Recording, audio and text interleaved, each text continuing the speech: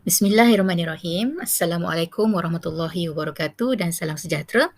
Baik, bersama lagi dengan Cikgu K. Hari ini kita masih lagi nak belajar pertukaran unit masa, tapi kali ini melibatkan unit bulan dan tahun. Okey, jadi kita tengok dulu apa perkaitan di antara bulan dengan tahun ni. Okey, jadi dalam satu tahun kita ada 12 bulan. Daripada Januari sampailah Disember. Jadi 12 ni adalah kita punya perkaitan antara unit-unit ini.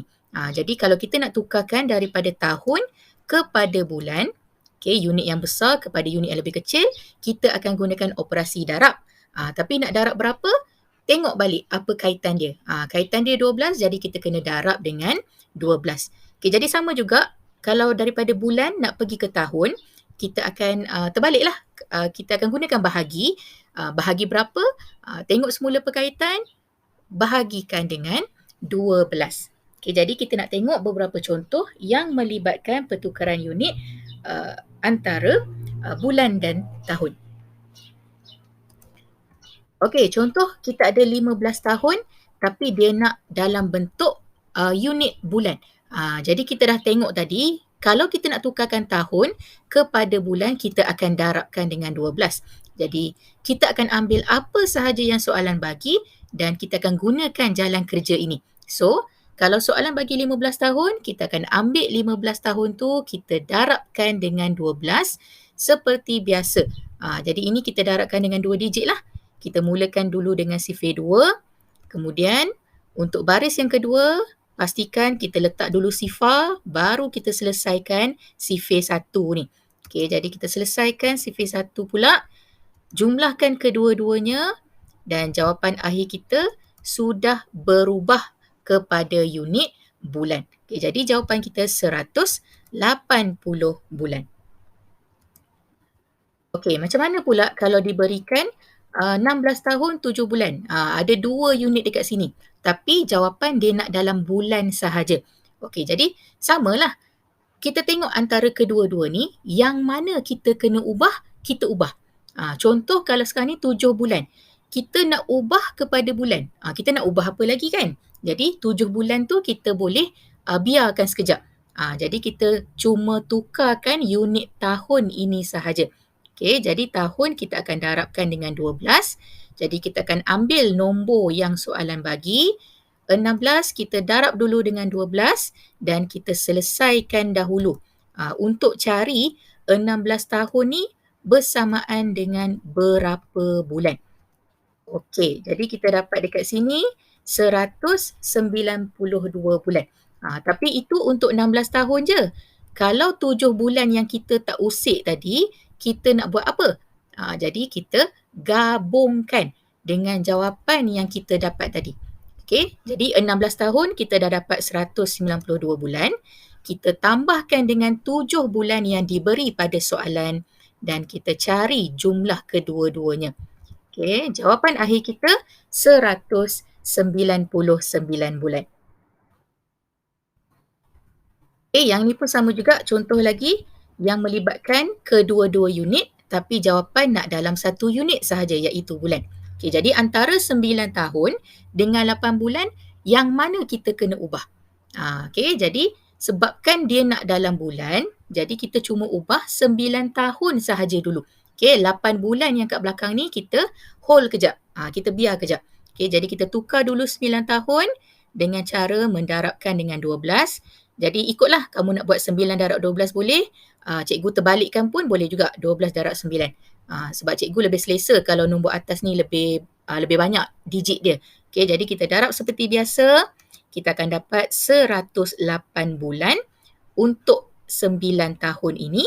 Kemudian 108 bulan kita akan jumlahkan dengan 8 bulan yang diberi pada soalan. Okey, kita jumlahkan dan jawapan akhir kita akan dapat 116 bulan.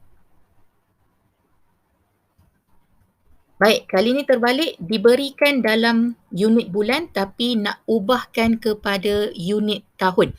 Unit yang lebih kecil nak tukar kepada unit yang lebih besar, jadi kita akan gunakan operasi bahagi. Kenapa bahagi 12? Sebab tadi kita dah tengok dah perkaitan antara tahun dengan bulan adalah 12. Okey, 1 tahun 12 bulan. Okey, jadi kita ambillah soalan 144 ini, kita akan bahagikan dengan 12. Pastikan kita tahu sifir 12 ataupun kita ada senarai sifir 12 untuk dijadikan rujukan.